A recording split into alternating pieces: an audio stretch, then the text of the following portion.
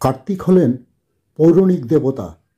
সনাতন ধর্মাবলম্বীদের বিশ্বাস মতে দেব সেনাপতি কার্তিকের আরাধনায় পুত্র সন্তান লাভ হয়।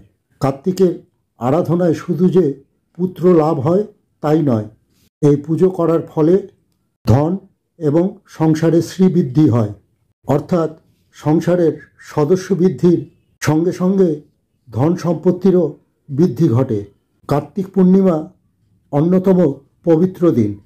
ভক্তদের জন্য এই দিনটি আধ্যাত্মিক তাৎপর্য রাখে।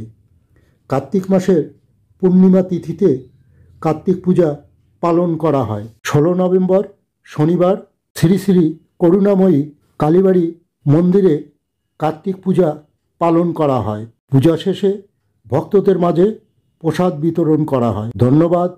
বিকেটিভি, অলোকনাথ, রংপুর।